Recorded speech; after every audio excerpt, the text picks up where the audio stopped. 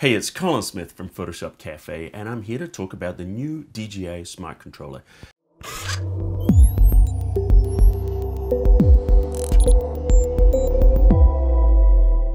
So I actually just got back from CES where I managed to get my hands on it and play around with it a little bit.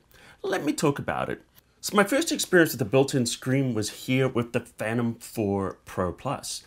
And one of the things I love about it is the ability to just flip it up and then just turn on the controller, turn on the drone, and you're ready to go and fly. So it's the same way with that. The screen size is actually the same size as here. It's a 5.5-inch screen, which is 1,000 nits. Now, the 1,000 nits is very bright, which means that you can use it in direct sunlight. In fact, I've had no problems with my Phantom Pro Plus working that in direct sunlight. I can see it very clearly. It's about twice as bright as your regular smartphone. So the Smart Controller works over OcuSync 2, which currently is the Mavic 2 Pro or the Mavic 2 Zoom. Both of these use OcuSync 2 for connecting to the transmitter. This also means it's going to be compatible with all new drones that are going to be working on OcuSync 2. So you're not getting it just for your Mavic 2, you'll be getting it for drones in the future if this is something you want to look at. So it has a range of 8 kilometers and it streams in full HD. The screen itself is in 1080 HD. As I said, it's 1,000 nits of brightness. But also it has an HDMI port where you can plug it in and you can output 4K. So you could look at it on a 4K monitor, or you could have an art director or somebody else watching on the other monitor.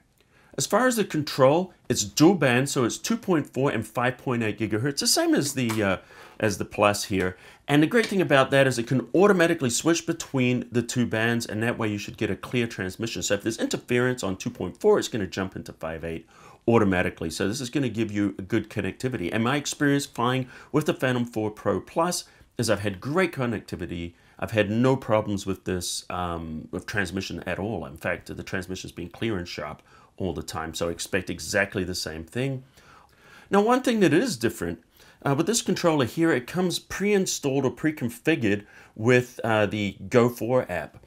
On the Smart Controller, it comes with a special version of the Go 4 app, which is exactly the same, but it's optimized for the Smart Controller, and also it has the live streaming stuff that we'll talk about in a second. But one thing that really makes it different is that you can actually install other Android apps on the Smart Controller. So not only is a Smart Controller, it's a full Android device where you can install other applications on there and run the other apps such as Lychee and things like that. I obviously haven't checked them and proven that they work, but theoretically, you should be able to load those on there and run them. It also has 16 gigs of internal storage, so you can record into the device, and you can expand that by putting a micro SD card. Another great benefit is you can take the micro SD card out of your drone, and you can pop it into the controller, and you can view and share your photos and videos right there from the Smart Controller. The ports on board include a USB-C, a USB Type 2, an HDMI, and of course, the pre-mentioned micro SD card slot.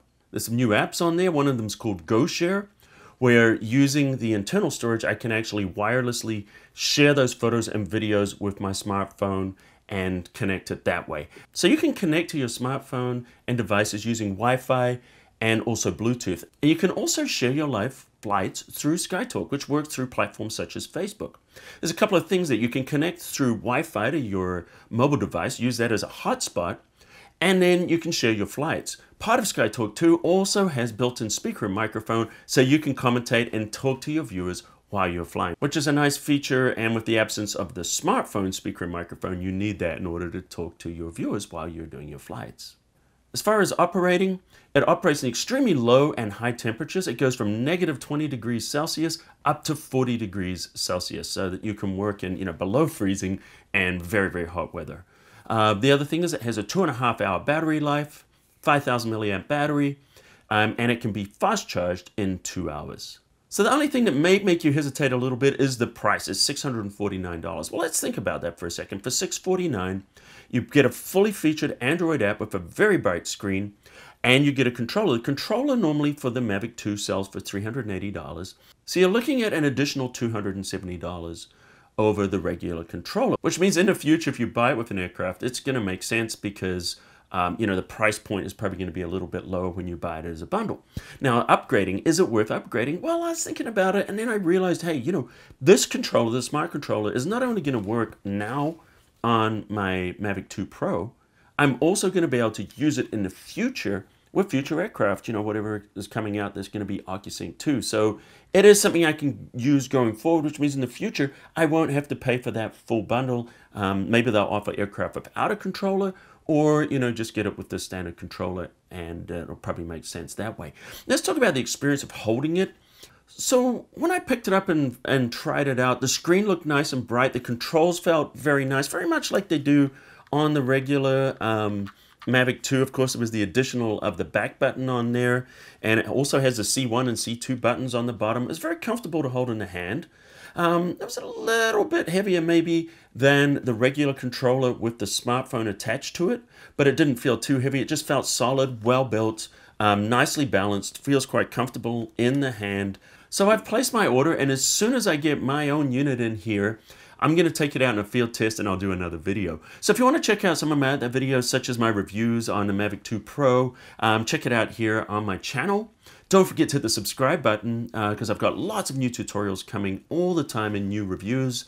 Hit that notification bell so you'll know when I upload those. If you like this video, smash that like button into dust. Thanks for watching this first look on the Smart Controller, and until next time, I'll see you at the cafe.